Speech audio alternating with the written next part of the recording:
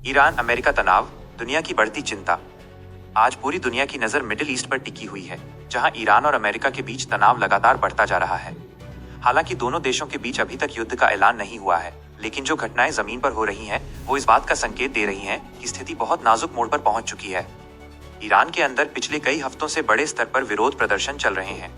ये प्रदर्शन पहले महंगाई, बेरोजगारी और इकोनॉमिक क्राइसिस के खिलाफ शुरू हुए थे, लेकिन धीरे धीरे ये सरकार और सिस्टम के खिलाफ आवाज बन गए। कई शहरों में लाखों लोग सड़कों पर उतर आए। ईरान सरकार ने इन प्रदर्शनों को देश की सुरक्षा के लिए खतरा बताते हुए कठोर कार्रवाई की। सिक्योरिटी फोर्सेस ने प्रदर्शनकारियों पर सख्ती की, इंटरनेट सर्विसेज बंद की गई और मीडिया पर भी पाबंदी लगाई गई। इंटरनेशनल रिपोर्ट्स के मुताबिक इस क्रैकडाउन में बहुत सारे लोग मारे गए और हजारों को गिरफ्तार किया गया। इसी बात को लेकर अमेरिका और उसके सहयोगी देशों ने ईरान पर गंभीर आरोप लगाए। अमेरिका ने कहा है कि ईरान अपनी ही जनता पर अत्याचार कर रहा है। वॉशिंगटन ने यह भी संकेत दिया है कि अगर हालात और बिगड़े तो अमेरिका सिर्फ बयान देने तक सीमित नहीं रहेगा। अमेरिका के टॉप लीडर्स ने खुले तौर पर कहा है कि मानवाधिकारों के उल्लंघन, ह्यूमन राइट्स वायलेशंस को बर्दाश्त नहीं किया जा सकता। इसी बीच ईरान ने भी अमेरिका को कड़ी चेतावनी दी है। ईरान के सीनियर मिलिट्री और पॉलिटिकल ऑफिशियल्स ने साफ कहा है कि अगर अमेरिका ने किसी भी तरह का मिलिट्री एक्शन लिया तो ईरान चुप नहीं बैठेगा।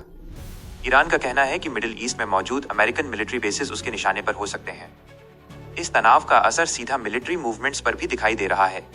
अमेरिका ने मिडिल ईस्ट के कुछ सेंसिटिव मिलिट्री बेसिस से अपने स्टाफ और परिवारों को हटाना शुरू कर दिया है। अमेरिका इसे सिर्फ एक एहतियाती कदम, प्रिकॉशनरी स्टेप बता रहा है, लेकिन डिफेंस एक्सपर्ट्स का मानना है कि ये कदम आमतौर पर तब उठाया जाता है जब टकराव का खतरा वास्तविक हो।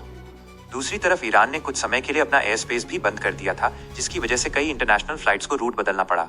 हालांकि बाद में एयर स्पेस फिर से खोल दिया गया, लेकिन इस घटना ने दुनिया भर की एयरलाइंस और ग्लोबल मार्केट्स को अलर्ट कर दिया। सिर्फ मिलिट्री ही नहीं, बल्कि इस तनाव का असर दुनिया की इकोनॉमी पर भी पड़ रहा है।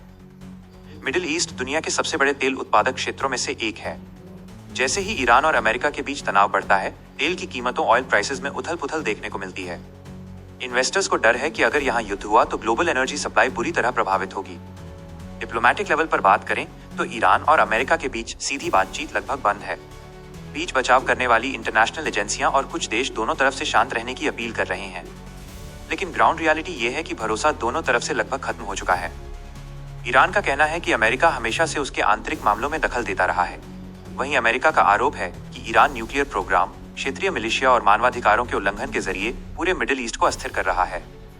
एक्सपर्ट्स का मानना है कि इस तनाव के पीछे सिर्फ प्रदर्शन नहीं, बल्कि ईरान का न्यूक्लियर प्रोग्राम भी एक बड़ा मुद्दा है।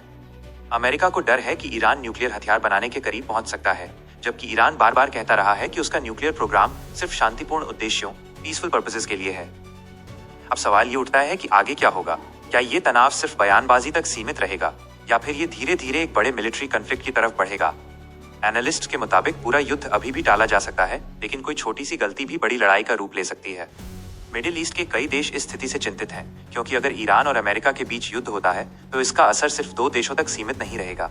पूरा रीजन इसकी चपेट में आ सकता है, जिसमें इजराइल, गल्फ कंट्रीज और ऑयल ट्रेड रूट शामिल हैं। इस बीच आम ईरानी जनता सबसे ज्यादा परेशान है।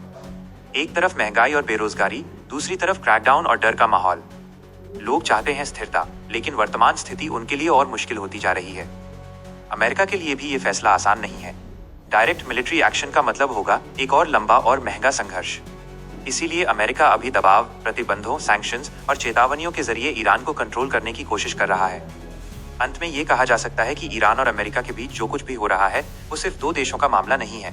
ये ग्लोबल पॉलिटिक्स, इकोनॉमी और सिक्योरिटी से जुड़ा हुआ मुद्दा है। अगले कुछ दिनों और हफ्तों में जो भी कदम उठाए जाएंगे वो तय करेंगे कि दुनिया शांति की तरफ बढ़ेगी या एक और बड़े संकट की तरफ।